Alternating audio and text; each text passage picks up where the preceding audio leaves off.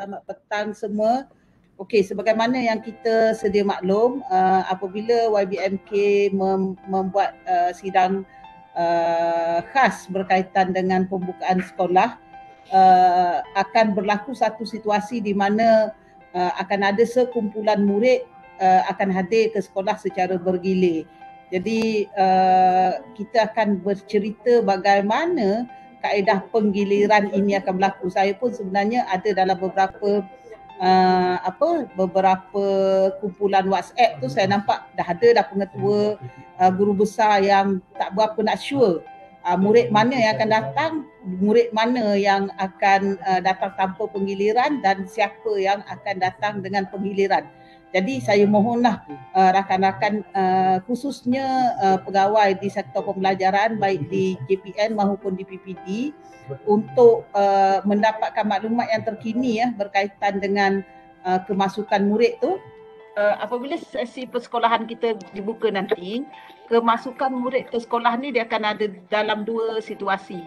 Yang pertama ialah ada murid yang akan masuk secara dia akan hadir sepenuhnya. Okey? Dan ada pula murid yang dia akan belajar seminggu di sekolah dan seminggu berikutnya dia akan melaksanakan pembelajaran di rumah secara kendiri. Okey? Jadi kita nak berbincang pada hari ini untuk kita fokuskan bagaimana kumpulan murid yang hadir ke sekolah secara penggiliran ni akan melaksanakan pembelajaran, terutamanya apabila dia berada di rumah tu nanti. Bagaimana kita nak menentukan siapakah murid yang akan berada di rumah dan siapa yang akan belajar di sekolah. Okay, dalam membuat pembahagian murid ini di peringkat sekolah secara keseluruhannya enrolment murid tu akan dibahagikan kepada dua. Okey. Dua maksudnya dia akan jadi 50-50. 50% yang berada di sekolah tu adalah figure maksimum. Maknanya maksimum 50%. Dia tak boleh jadi 51%, dia tak boleh jadi 50.1%. Dia boleh jadi 50 atau kurang daripada 50% at any time, pada satu-satu masa. So, sekiranya katalah kalau satu sekolah tu dia ada 1,000 murid, jadi maksimum yang boleh berada di sekolah 500 ataupun kurang, dan untuk minggu yang pertama dan minggu yang kedua tu, walaupun katalah dia pada minggu pertama tu 49% saja, pada minggu yang kedua tu dia tak boleh jadi 51% tiba-tiba murid akan pergi ke sekolah tu. Jadi di sini sangat penting untuk pihak sekolah, you have to be very careful apabila kita nak menentukan pembahagian murid tu. Okey, kena pastikan dia punya prinsipnya pada satu-satu masa jumlah keseluruhan murid yang berada di sekolah tidak boleh melebihi 50%. Dia boleh jadi kurang tapi tak boleh lebih. Jadi bagi murid yang 50% tadi, bila minggu pertama dia belajar bersemuka, pada minggu berikutnya dia akan belajar PDPR secara sendiri. Jadi the situation will reverse untuk kumpulan yang satu lagi. Itu secara prinsipnya. Okey, seterusnya bagaimana pembahagian tu dibuat? Sebelum ini kalau kita tengok pada tahun lepas, kita pecahkan kelas dan ada setengah sekolah dia buat macam pembahagian tu berdasarkan kelas 1, 2, 3 datang dulu 50-50 macam tu. Tapi untuk tahun ini dia berbeza. Okey, secara prinsipnya 50-50 itu ditetapkan di dalam kelas, bermula pada kelas, peringkat kelas. Okey, ni kita beri dua contoh. Kita beri bagaimana satu kelas tingkatan 5 Jupiter dengan bilangan 42 orang murid, di kelas besar, bagaimana pembahagian 50-50 tu dibuat di peringkat kelas. Maknanya bila nanti tuan-tuan turun membimbing ke sekolah, sama ada murid tu ramai 42, 48, 50, dia mesti split kepada dua ataupun bilangannya 20, 15. Tetap bilangan murid itu perlu dipecahkan. Kenapa? Sebab prinsip kita ialah kita nak mengurangkan kadar jangkitan dalam kalangan murid dalam satu-satu masa. Jadi bila kita murid ada di sekolah untuk tempoh 1 minggu, sekiranya ada jangkitan, maknanya hanya kelompok murid itu sahajalah yang kita minta, tak adalah berlaku situasi itu. Tapi maknanya bilangan murid itu akan lebih kecil, selain dia memudahkan guru untuk mengurus pembelajaran murid, terutama dari aspek keselamatan dan pengurusan secara umumnya, ia juga kita nak menjamin keselamatan dari segi penularan jangkitan dalam kalangan murid itu sendiri. Jadi sebab itu pembahagian murid pada tahun ini kita tetapkan di peringkat kelas dan seterusnya dia akan membawa kepada enrollment murid secara keseluruhan lah.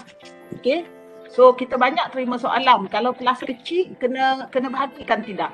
Tetap dibahagikan sebab prinsipnya ialah pembahagian bermula di peringkat kelas. Okey. Seterusnya apabila ni secara umum nak beri gambaran tadi kita ceritakan macam mana penggiliran tu berlaku. Jadi nanti tuan-tuan apabila bermula 3 ataupun 4 hari bulan Oktober tu, dia akan ada 3 kumpulan murid. Yang pertama ialah murid yang akan datang ke sekolah secara tetap, tak ada penggiliran, tiap-tiap hari dia datang ke sekolah. Okey. Lepas itu kita akan ada sekumpulan murid yang mana dia akan terlibat dalam dua situasi untuk dia belajar. Satu ialah dia pergi ke sekolah pada minggu pertama atau minggu kedua, dan seterusnya dia akan reverse, maknanya dia akan bergilir, di mana yang tadi belajar di sekolah dia akan meneruskan pembelajaran di rumah. Dia akan diberikan latihan oleh guru, dia akan belajar sama ada dari segi membuat latihan atau menyiapkan tugasan, dan juga akan memperuntukkan sedikit masa untuk membuat persediaan bagi pembelajaran seterusnya. Jadi dia akan berterusanlah penggiliran ini sehinggalah kita ada pemakluman daripada pihak kementerian. Dan satu lagi ialah dia akan ada sekumpulan murid yang untuk satu tempoh tertentu tu dia belum lagi terlibat dengan penggiliran. Mungkin kalau negeri kita dalam fasa 2 ataupun fasa 3 kata silap saya, ada sekumpulan murid yang dia belum lagi akan terlibat dengan penggiliran tu. Jadi untuk fasa 4, negeri-negeri di fasa 4, keseluruhan murid akan hadir sama ada tanpa penggiliran ataupun secara penggiliran. Jadi mana-mana murid yang berada di negeri fasa 2 dan 3 dan juga fasa 1, bermakna mereka nanti akan masih meneruskan PDPR berdasarkan manual pengajaran dan pembelajaran di rumah yang versi 2 tu. Maknanya mereka masih lagi mengikuti pembelajaran mereka sama ada melalui secara dalam talian, di luar talian ataupun gabungan.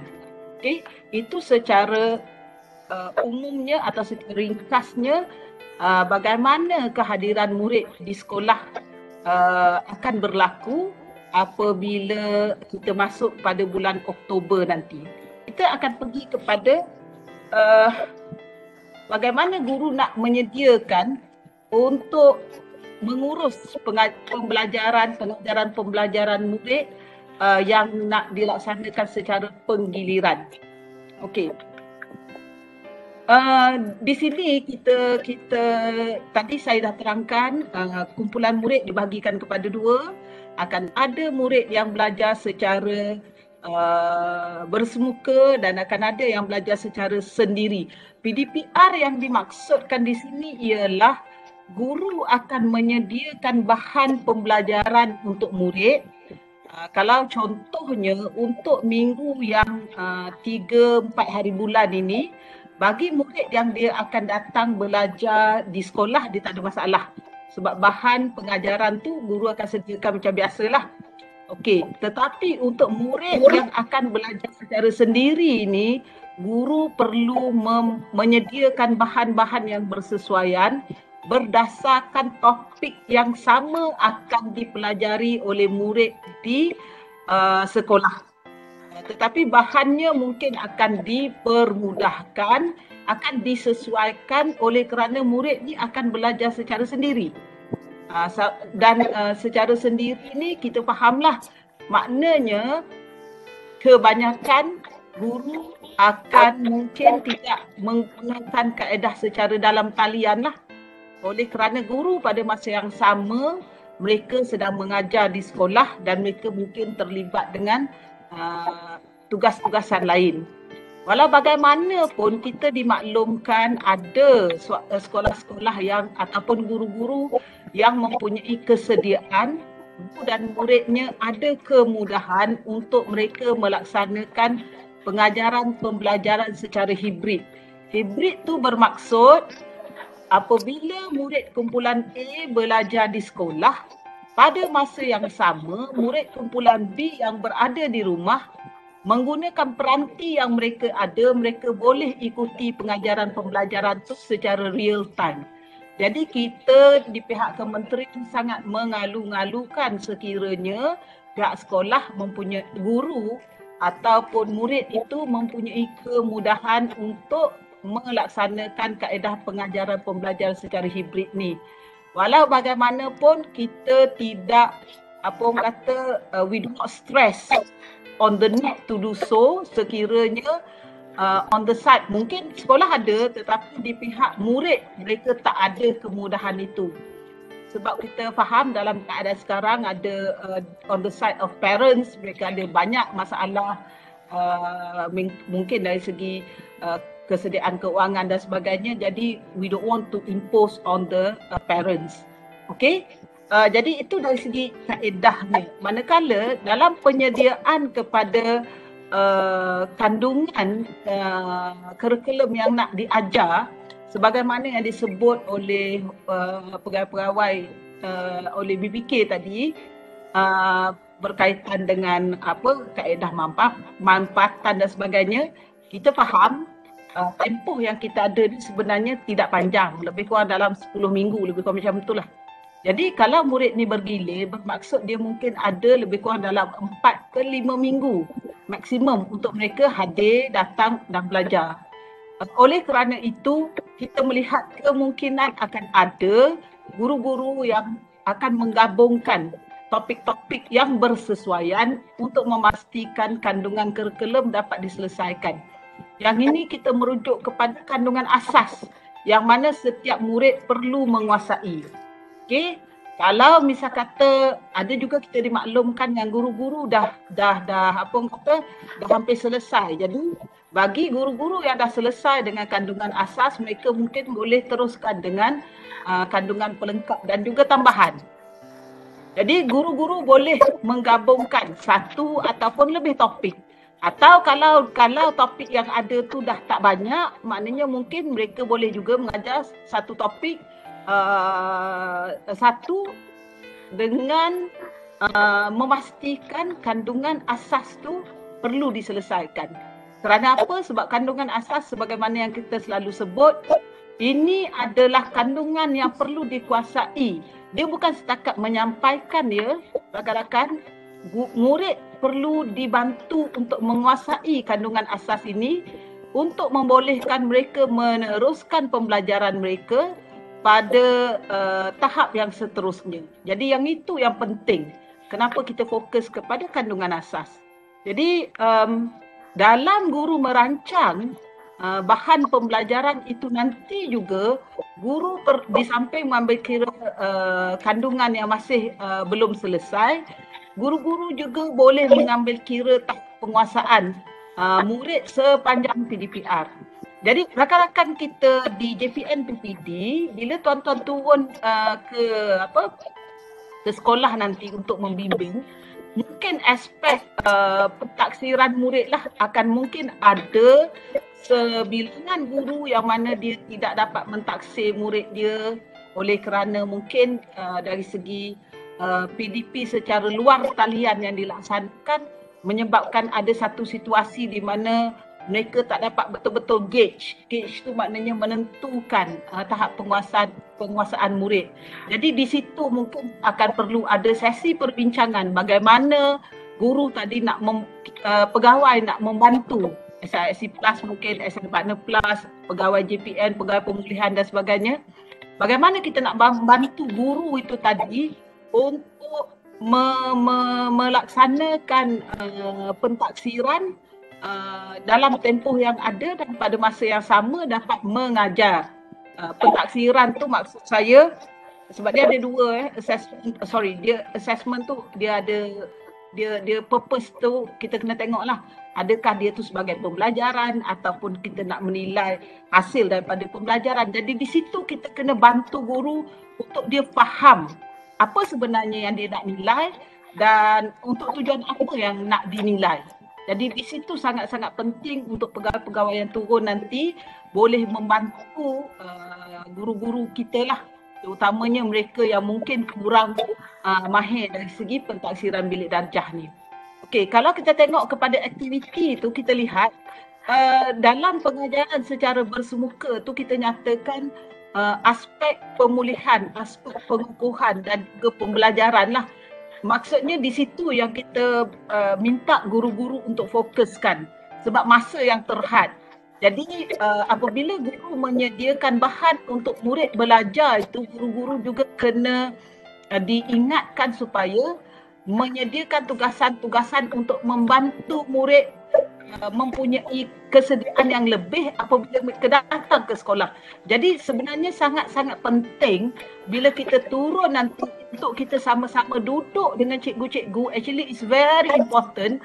The first one or 2 weeks tu, kalau kita boleh duduk sama-sama dengan cikgu untuk kita faham macam mana guru-guru tu nak menyediakan satu tugasan yang baik, dan kalau boleh kita monitor bagaimana the response of the students.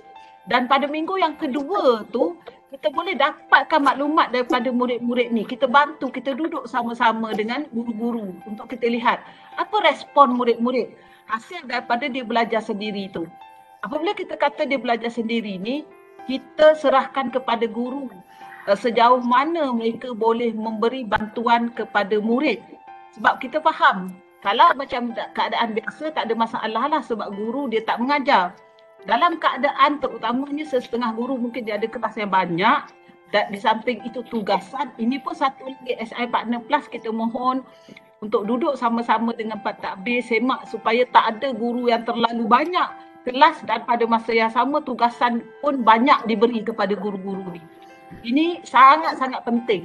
Sebab kalau tak nanti guru tak akan ada masa untuk membuat persediaan. Sekarang ini persediaan pengajaran menjadi satu aspek yang sangat penting. Kalau kita ada guru yang sebelum ni dia masuk kelas barulah dia fikir apa yang terlintas dia nak ajar, untuk ini dia tak boleh. Dan sangat penting juga untuk kita ingatkan tugasan yang diberi itu mestilah sesuatu yang apa orang kata doable oleh murid. Jadi sangat penting juga untuk kita duduk bersama-sama dengan rakan-rakan guru kita untuk memastikan tugasan yang diberi itu tidak terlalu banyak. Maknanya bersesuaian. Di sini peranan kita di peringkat PPD apabila kita turun nanti kena sentiasa ingatkan. Kalau mungkin tuan-tuan lebih kenal lah sekolah-sekolah sekolah-sekolah tuan-tuan yang mana mungkin dalam tempoh dia laksanakan PDPR ni mungkin tendensi guru untuk beri tugasan dia tak ada penyelarasan menyebabkan kandungan yang diberi itu ataupun tugasan yang diberi itu terlalu banyak. Sebab kita dekat kementeriannya kita dapat rungutan-rungutan lah, murid tahun 2 dapat tugasan yang banyak.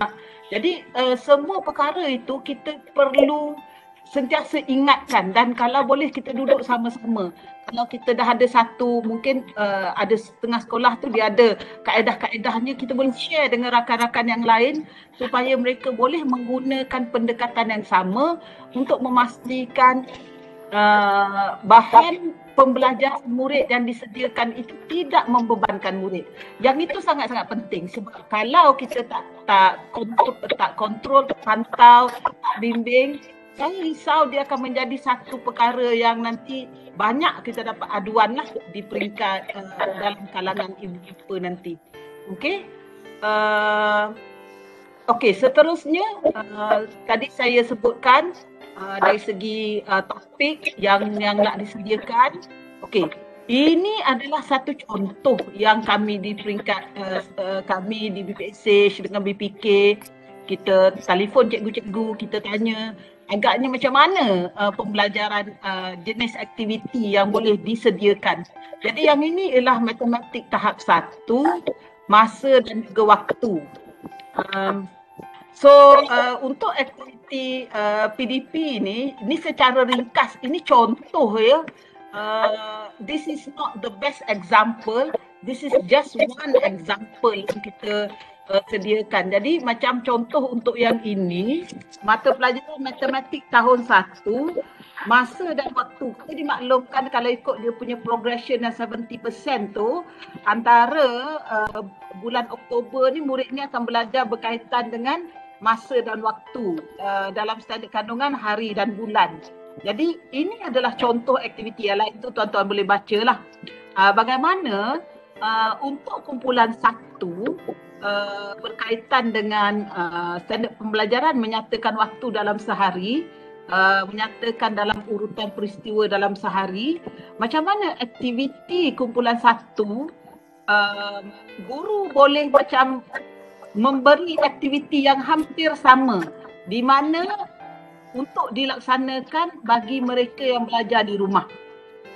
Jadi kita kena ingat dia belajar tu bukanlah bermaksud kita expect dia akan sama dari segi pembelajarannya totally sama dengan pembelajaran murid yang di sekolah, sebab di sekolah cikgunya ada.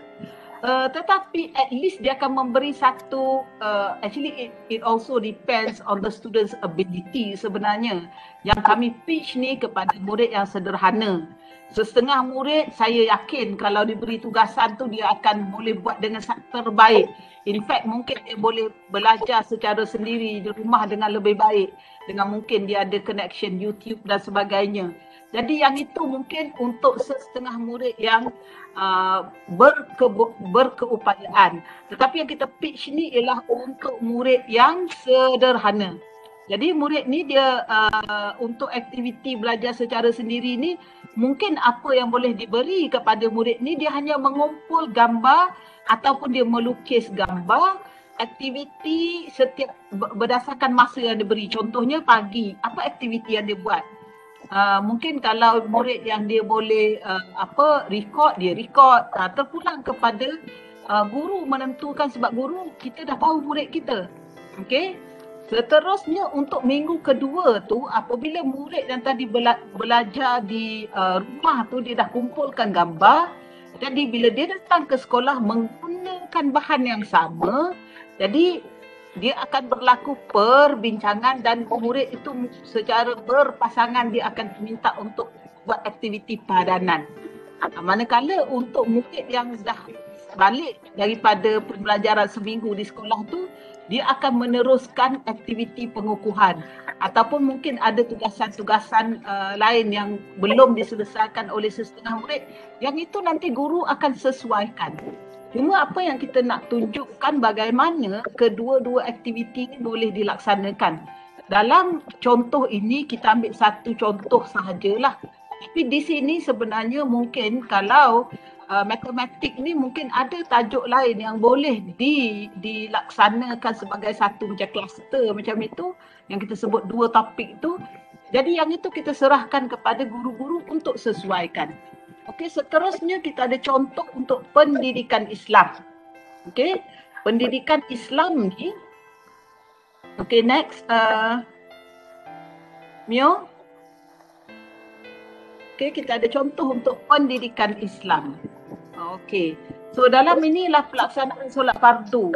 Jadi sebenarnya untuk standard pembelajaran dia ada banyak. So kalau misal kata yang kita contohkan hanya a small portion of the curriculum, yang itu guru-guru perlu sesuaikan berdasarkan murid masing-masing.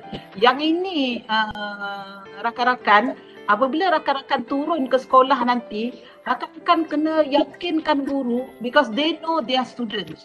Jadi mereka kena tentukan apa yang sesuai untuk murid mereka. Yang itu yang sangat penting. Dia tak boleh tengok rakan sebelah dia. Dia kena tentukan, okey murid saya macam ni, saya boleh buat macam ni. Tapi bila dia kata murid saya macam ini, kita kena bantu dia untuk katalah murid dia lemah dan dia ada banyak lagi konten yang belum diselesaikan. Jadi di sinilah rakan-rakan DPPD, DPN yang ada banyak pengalaman ini perlu duduk dan bantu guru ini bagaimana dia nak memastikan kandungan asas yang diajar itu dapat disampaikan dan dikuasai oleh murid. This is where kena bantu guru-guru ini untuk menyelesaikan sekurang-kurangnya kandungan asas tu tadi yang kita sebut. Jadi ini contoh untuk pelaksanaan solat fardu. Jadi untuk aktiviti PDP 1 ni dia menayangkan video lah. Jadi berbincang itu biasa. Tapi di peringkat di sekolah, ini aktiviti untuk di sekolah tak ada masalah lah. Cikgu dah biasa. Tapi untuk yang di rumah, kalau kita buat contoh dekat sini, murid ni dia ada kemudahan untuk menonton video. Tapi kalau bisa kata yang tak ada menonton video, mungkin guru-guru boleh bagikanlah dia punya tugas satu, katalah dia berbincang dengan mak dia. Tapi kena tengok juga sebab ini pun sensitif. Katalah tiba-tiba suruh bincang dengan mak, dia benda tu sesuatu yang tak ni lah kan. Jadi kesesuaian tu pun perlu dimaklumkan lah. Jadi murid mencari maklumat tentang kepentingan menunaikan solat. Ni murid tingkatan 1. Jadi mungkin yang ni yang more able lah. Jadi mungkin dia boleh cari dalam buku. Kalau yang murid ni dah berada di fasa 4, mungkin dia dah boleh pergi ke perpustakaan dan sebagainya. Jadi bila dia balik ke sekolah, dia akan menggunakan maklumat. Jadi cikgu kena pastikan ada perkaitan antara aktiviti yang dibuat ataupun persediaan yang dibuat semasa di rumah itu dengan dia apabila murid yang berada di rumah tadi datang belajar ke sekolah. Dia punya continuity. The keyword here is continuity. Dan kita juga nak ingatkan pentaksiran kita laksanakan semasa murid tu melaksanakan PDP bersemuka. Maknanya pada minggu pertama, untuk murid kumpulan 1, pentaksiran boleh berlaku di situ. Juga untuk murid yang kumpulan 2, pentaksiran masa dia bersemuka boleh dilaksanakan semasa mereka datang bersemuka. Okey? Seterusnya kita bagi satu lagi contoh untuk sejarah. Jadi sejarah ni, tapi tuan-tuan saya rasa contoh ni tuan-tuan boleh tengoklah. Okey? Contoh sejarah ni selain daripada aktiviti menonton video, tuan-tuan boleh ingatkan kepada guru-guru yang kita ada banyak bahan. Tadi Dr. Azwan pun ada kongsi dalam repository sumberku tu. Kita ada juga yang delima. Jadi this is where sebenarnya guru-guru boleh you design activities based on the materials yang ada dalam pelantar delima dan juga sumber-sumber lain yang telah kita sediakan. Oleh kerana cikgu-cikgu kita tahu apa kemudahan yang ada dengan murid-murid tu, jadi guru-guru kena pastikan the design activities tu sesuai dengan apa kemudahan pembelajaran yang ada di rumah. Okey? Okey, seterusnya bila guru-guru dah menyediakan bahan pembelajaran murid secara sendiri di rumah ini, jadi macam mana murid nak belajar? Persoalan seterusnya, macam mana murid nak belajar? Adakah mereka belajar macam PDPR yang sekarang ini? Jawapannya, okey, kalau dia akan berlaku satu keadaan di mana kalau tadi ada soalan dia ada kemudahan dia boleh buat secara hibrid, itu adalah yang paling apa orang kata murid-murid tu memang ada advantage lah, yang kira sebagai ideal lah, pembelajaran yang ideal yang boleh berlaku dengan sangat baik. Tapi dalam keadaan lain, murid-murid ini kebanyakannya kita jangkakan mereka akan belajar secara sendiri, secara luar talian. Mungkin mereka akan menggunakan kemudahan-kemudahan dalam talian itu untuk dia cari maklumat. Tetapi guru tidak akan dapat untuk membantu mereka membuat pengajaran secara online sekiranya dia tak ada kemudahan untuk dibuat hibrid, ataupun mungkin guru tu dia tak mahir jadi dia tak dapat laksanakan. So dari segi penyediaan jadual, ini adalah satu contoh bagaimana seorang murid tu boleh menyusun jadual dia.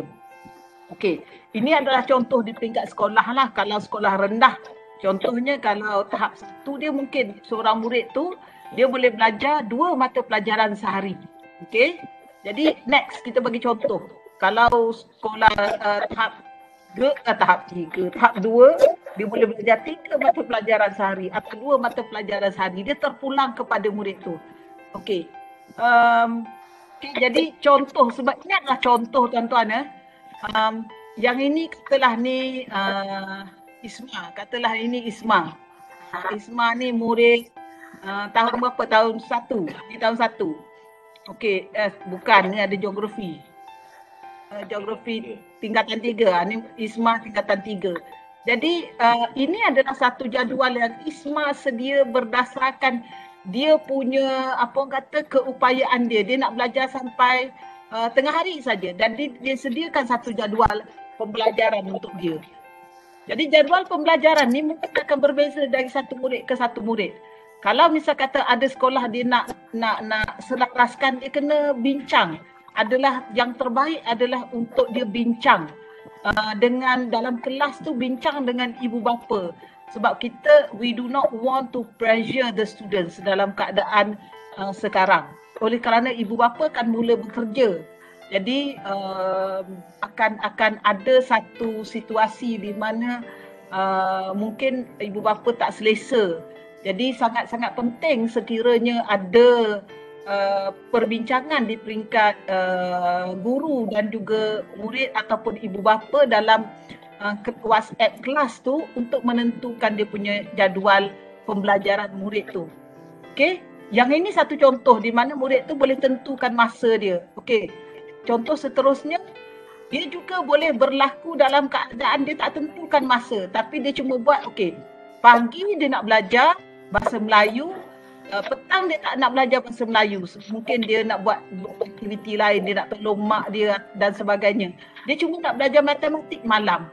Yang ini kita serahkan kepada murid berkenaan untuk tentukan. Jadi di sini sebenarnya peranan kaunselor yang mana mungkin dia orang boleh bagi sedikit bimbingan bagaimana murid, sebab dia akan berbeza dari sekolah ke sekolah. Macam mana murid berdasarkan lokaliti dengan situasi keluarga, dia boleh menyusun jadual pembelajaran mereka untuk mereka gunakan. Okey. So ini adalah contoh-contoh lah. Okay, ini dari segi tanggungjawab. Yang ni penting tuan-tuan, yang kita warnakan itu adalah beberapa perkara yang penting untuk diberi perhatian. Dari segi peranan pentadbir pengetua guru besar yang itu merancang pelaksanaan PDP secara penggiliran tu, yang tu dah semua tahulah sebagai sebagai ketua organisasi. Tapi yang penting di sini ialah dia kena membimbing guru dalam melaksanakan PDP secara penggiliran ni. Macam apa yang kita bincang sekarang ni, SI Partner Plus, saya mohon di peringkat PPD pastikan SI Partner Plus kena faham betul-betul apa yang dimaksudkan dengan penggiliran dan bagaimana kaedah PDP, terutamanya dari aspek menyediakan bahan ataupun tugasan untuk murid laksanakan di rumah itu akan berlaku. Sebab apa? Sebab mereka nak membimbing pengetua guru besar. Sebab rakan-rakan SI Partner Plus nak membimbing pengetua guru besar, nak membimbing senior leaders mungkin untuk membantu guru-guru mereka buat persediaan tu. Okey, seterusnya memastikan guru menyedia dan menyerahkan bahan pembelajaran. Okey, bahan pembelajaran perlu diserahkan sebelum murid itu bermulakan pembelajaran pada minggu the following week. Maksudnya contoh katalah 3-4 hari bulan ni saya masuk belajar. Katalah saya due lah. Jadi saya masuk untuk belajar. Jadi saya mula pada hari Ahad sampai hari Khamis. Dalam tempoh antara hari Ahad sehingga hari Khamis tu, katalah saya belajar 9 mata pelajaran. guru-guru di peringkat sekolah perlu sediakan bahan dan perlu beri 9 bahan pembelajaran untuk saya belajar minggu depan di rumah. Jadi di sini pentadbir kena pastikan guru-guru telah menyediakan bahan itu dan menyerahkan selewat-lewatnya. Paling lewat hari Rabu, hari Khamis. Kerana apabila bahan itu diserah, adalah baik untuk diberi penjelasan terus kepada murid-murid tu. Apa yang dia kena buat dan ada masa untuk dia orang bertanya. Kalau rasa hari ini macam tidur-tidur jadi tak berapa ingat apa yang diterangkan oleh guru, besok ada masa lagi untuk tanya. Supaya apabila mereka belajar pada minggu hadapan di rumah, dia jelas dengan tugasan yang diberi. Yang itu sangat penting. Sebab tu saya kata tadi, it's very important kita kena remind guru-guru kita untuk membuat persediaan. Tanpa persediaan, it will be very difficult untuk mereka dapat memberi tugasan ataupun bahan pembelajaran yang baik kepada murid-murid. Akan jadi ambil, bagi je. Jadi tidak akan, kaedah itu akan menyebabkan murid bila dia datang nanti, mereka akan kurang bersedia untuk mengikuti pembelajaran. Okay? Dan juga equally important ialah sesi libat urus. Jadi nak melaksanakan sesi libat urus ni sangat penting untuk pengetua dia faham. Jadi bila dia faham, dia boleh ceritakan, dia boleh beri penerangan. Jadi rakan-rakan SISC Plus, Timbalan Pembelajaran terutama di PPD, tuan-tuan kena duduk dengan pentadbir-pentadbir ni dan juga dengan GPK dia untuk pastikan mereka faham.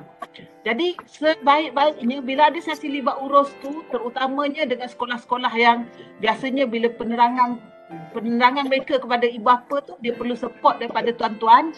Jadi elok untuk tuan-tuan assign lah pegawai untuk bersama-sama bantu beri penerangan.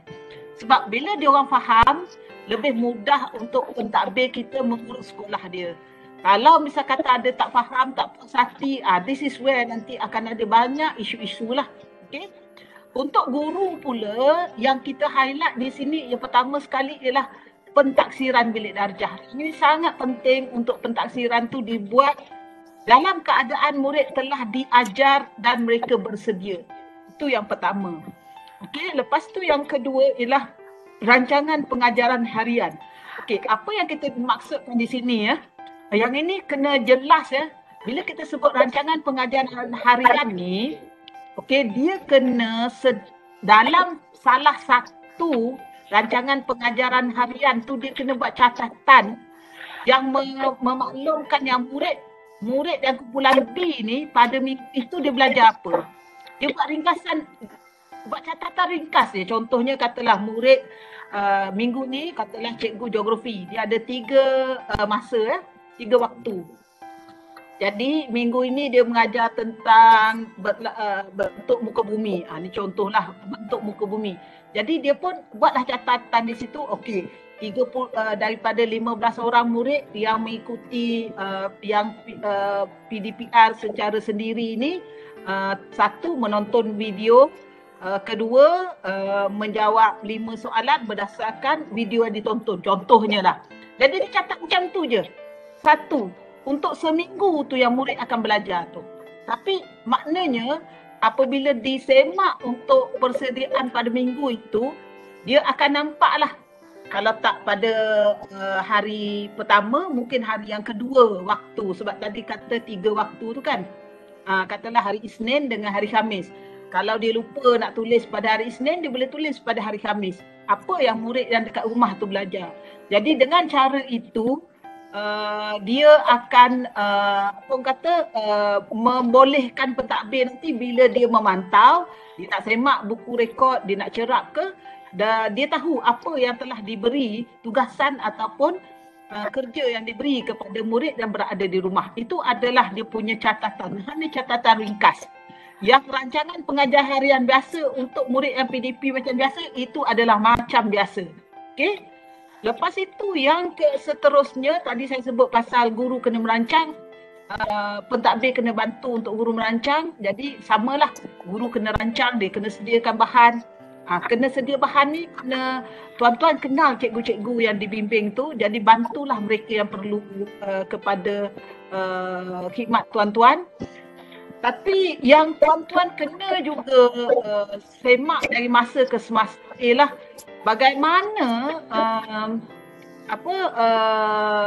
mereka nak memastikan yang murid tu dapat semua bahan, lepas tu bahan tu tidak terlalu banyak dan murid faham dengan tugasan tu.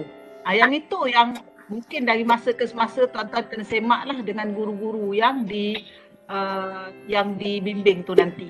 Okey? Okey, ya, untuk murid yang penting dekat sini ialah kita nampak dua lah. Yang pertama ialah dia nak mendapatkan tugasan. Takutlah nanti akan ada murid yang, ialah murid kita kan ada macam-macam jenis. Jadi tiba-tiba dia balik je, tak ada pun orang bagi saya tugasan. Yang itu kena ingatkan kepada pentadbir. Maknanya 2 hari sebelum dia kena pastikan murid-murid yang hadir tu, dia dah dapat tugasan dia. Dan mungkin kalau misal kata, mungkin akan berlaku di mana dia sepatutnya datang seminggu belajar kan, tiba-tiba hari Rabu tu tiba-tiba katalah dia tak sihat. Jadi yang itu nanti sekolah pandai-pandai lah urus ya, macam mana nak memastikan murid tu mendapat bahan.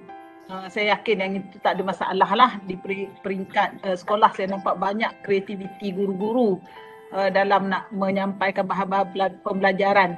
Okey, yang mungkin a bit new ialah macam mana mereka nak merancang masa belajar.